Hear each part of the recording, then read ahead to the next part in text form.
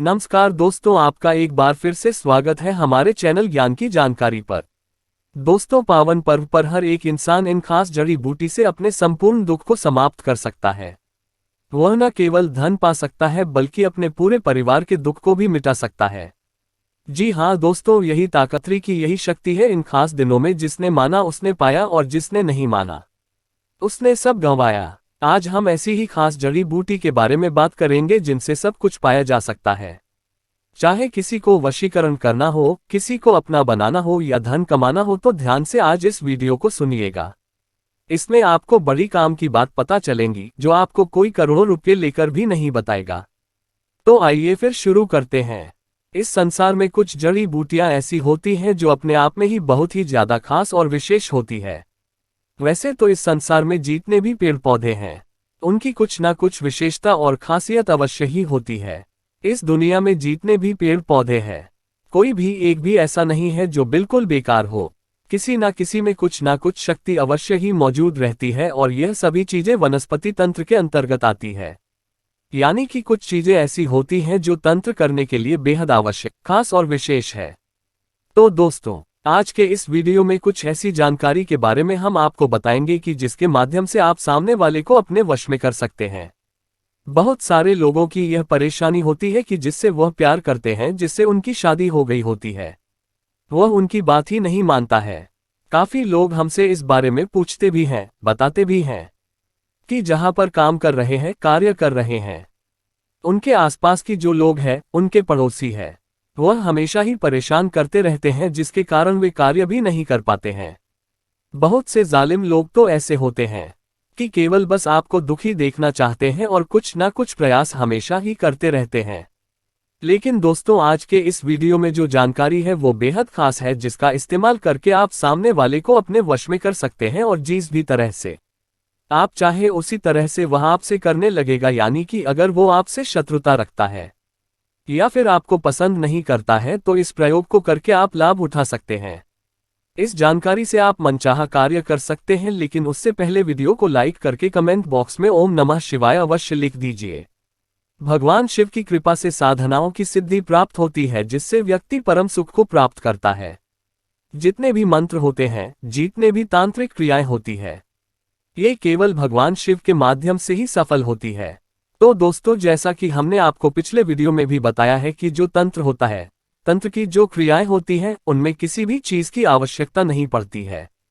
केवल ध्यान के माध्यम से ही तंत्र किया जा सकता है, क्योंकि केवल ध्यान ही वह शक्ति है जिसके माध्यम से कुछ भी पाया जा सकता है। और तंत्र क्रिया को करने के लिए ध्यान को ही माध्यम बनाया जाता है और उसी चीज को एक्सेस किया जाता है जो सभी लोगों में समान और निश्चित ही होती है, जैसे चेतना सब में होती है।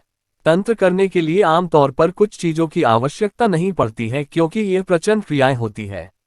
जो भी व्यक्ति ध्यान कर सकता है, ध्यान में जब चाहे जैसे चाहे प्रवेश कर सकता है, बिल्कुल शांत होकर बैठ सकता है, अपने दिल की धड़कनों को अचानक से अपने दिमाग का इस्तेमाल करते हुए तेज कर सकता है, स्लो कर सकता है, तो वह कुछ भी कर सकता है। क्योंकि अपने दिल की धड़कनों को बढ़ाना और स्लो करना दिमाग के माध्यम से यह कोई साधारण व्यक्ति नहीं कर सकता है। ये केवल वही कर सकता है जिसने ध्यान को सिद्ध कर रखा हो, और ध्यान को सिद्ध करने के लिए बहुत ज्यादा प्रैक्टिस की आवश्यकता पड़ती है, जो हर किसी के बस की बात नहीं होती है। जो तंत्र क्रियाएं जानता हो, केवल वही व्यक्ति कर सकता है जो ध्यान को पकड़ना जानता हो और दिमाग के संपूर्ण खेल को समझता हो। क्योंकि दिमाग एक ऐसी चीज है जो किसी भी व्यक्ति को भ्रम में डाल सकती है, और आपने खुद भी काफी लोग ऐसे देखे होंगे। काफी योगी ऐसे होते हैं कि सर्दी में बैठकर ध्यान करते हैं और उन्हें ठंड नहीं लगती। ध्यान के माध्यम से अपने दिमाग को थामने की कोशिश करते हैं। जैसे कि अगर सर्दी हो रही है तो उस समय दिमाग में किस प्रकार के ख्याल और विचार उठ रहे हैं, उन विचारों को बदलने की बहुत कोशिश करता है। इस प्रकार लगातार प्रैक्टिस करने से वे अपने दिमाग पर विजय प्राप्त कर लेता है। तो ये जितने भी बातें हमने आपको बताई है बहुत खास है। जितनी भी चीजें होती है, यह एक प्रकार की सिद्धि होती है। ये केवल उसी व्यक्ति को प्राप्त होती है। वही व्यक्ति इन चीजों को कर पाता है जिसने अपने संपूर्ण 7 चक्रों के इस्तेमाल को समझ लिया हो, 7 चक्रों को पूरी तरह से सिद्ध किया हो, जागृत किया हो, कुंडलिनी ऊर्जा को हर एक चक्र में महसूस किया हो। ये कुछ खास जानकारी हमने इसलिए बताई है जिससे आप सीख सके कि तंत्र किस प्रकार किया जाता है, क्या क्या चीजें जरूरी होती है और किन चीजों के माध्यम से तंत्र हो सकता है। और आपको ये भी बता दें कि तंत्र की जो क्रियाएं होती हैं वे सामने वाले व्यक्ति के दिमाग पर अटैक भी कर सकते हैं।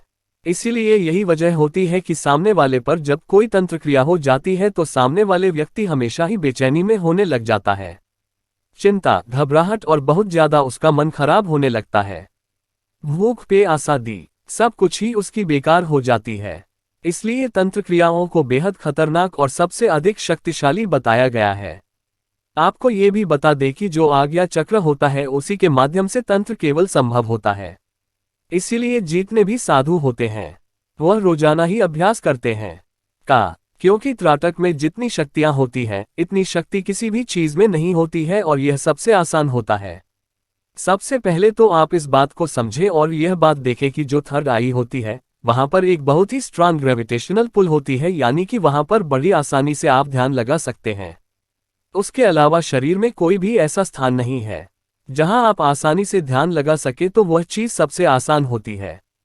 इसीलिए रोजाना आपको त्राटक करना चाहिए, क्योंकि जो व्यक्ति त्राटक को रोजाना करता है उसकी आंखों में ऐसा प्रचंड वेग होता है कि वह शत्रु की अगर आंखों में आंखें डालकर मन में कोई बात बोल दे तो उसके शत्रु के साथ होनी निश्चित है और बिल्कुल तय है। इसी प्रकार जो लोग त्राटक करते हैं उनमें अपने आप ही वशीकरण की सम्मोहन की शक्ति मौजूद रहती है, बल्कि इसी के माध्यम से यानी कि आज्ञा चक्र के माध्यम से आप अपनी संपूर्ण मनोकामना को भी पूरा करवा सकते हैं, जो भी चीज आप चाहते हैं।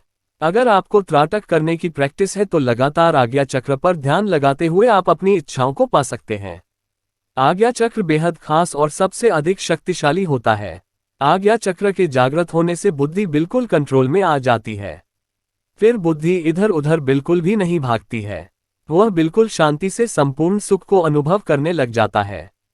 लेकिन इस बात का ध्यान रखें कि जब भी आप त्राटक करते हैं तो बिल्कुल भी अपने त्रिनेत्र के साथ जबरदस्ती बिल्कुल नहीं करनी है, क्योंकि काफी लोग ऐसे होते हैं कि आज्ञा चक्र ध्यान लगाते हैं, बाहरी त्राटक करते हैं, आंतरिक त्राटक भी करते हैं, लेकिन इस प्रकार से करते हैं कि जबरदस्ती इस प्रकार हो जाता है कि उनके सर दर्द होने लग जाता है। तो ऐसे आपको बिल्कुल भी नहीं करना है। जब दर्द होता है तब उसी समय आपको रोक देना है। या सबसे सरल सबसे आसान ऐसी क्रिया है कि अगर आप त्राटक करते हैं तो कोई भी व्यक्ति आपके विरुद्ध नहीं जा सकता है, और अगर वह आपके विरुद्ध जाता है तो उसके जीवन में फिर कुछ भी अच्छा नहीं हो सकता है। आज्ञा चक्र पर रोज ध्यान लगाने वाला व्यक्ति सम्मोहन वशीकरण इस प्रकार से बड़ी आसानी से सिद्ध कर लेता है कि जिस चीज की वह कामना करता है, चाहे वह कोई भी चीज हो, उसके पास निश्चित ही दौड़कर आती है। लेकिन दोस्तों, अगर आप ध्यान नहीं कर पाते हैं, आज्ञा चक्र पर भी आपका ध्यान नहीं लगता है, तो आप कुछ पेड़ पौधों की यानी कि वनस्पति तंत्र की सहायता भी ले सकते हैं। जैसे कि चिरचिटा का पौधा होता है जो बड़ी आसानी से कहीं पर भी मिल जाता है, इसे अपामार्ग भी कहते हैं। ये जो पौधा होता है इसमें वशीकरण की सिद्धियां मौजूद रहती है, इसकी जड़ में मौजूद रहती है और यह कहीं पर भी बड़ी आसानी से मिल जाता है। इसकी पहचान यह है कि इसको जब आप किसी कपड़े पर फेंकेंगे तो वह चिपक जाता है। काफी जगह इसे अपामार्ग कहा जाता है, चिरचिटा भी कहा जाता है, और बचपन में आपने इससे काफी खेला होगा। आपको केवल इतना करना है कि किसी भी सोमवार, बुधवार, शुक्रवार या फिर रविवार के दिन इस पौधे की जड़ को निकालकर लेकर आ जाना है। सबसे पहले आपको इस बात का ध्यान रखना है कि ऐसा पौधा आपको चुनना है जिसके पास आप केवल एक बार जाएंगे, जो आपके घर से दूर हो। ऐसी जगह पर दूर देखना है।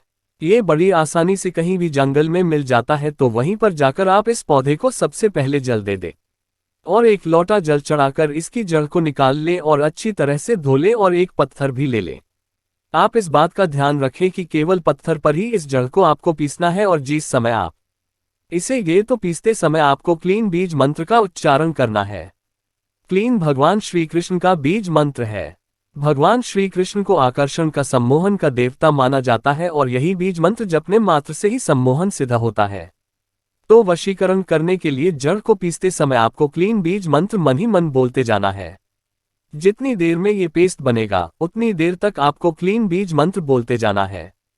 थोड़े थोड़े पानी के छींटे उस पर लगाते जाना है जिससे गिला पेस्ट आपका बन जाए, और बस इस पेस्ट को आप किसी डिब्बे में भरकर रख लें।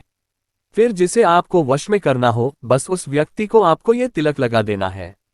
जैसे ही आप उस व्यक्ति को क्लीन मन में बोलते हुए तिलक लगाएंगे, वह व्यक्ति बिल्कुल आपके अनुकूल हो जाएगा और आपके वश में हो जाएगा। लेकिन अगर उसे तिलक ना लगा पाए तो आप केवल इतना कर सकते हैं कि अपने उल्टे हाथ की हथेली में इस पेस्ट को रखते हुए अंगूठे से उस पेस्ट को रगड़ते हुए क्लीन बीज मंत्र का जप करना है और अंगूठे से ही अपने माथे पर इस तिलक को लगा लेना है।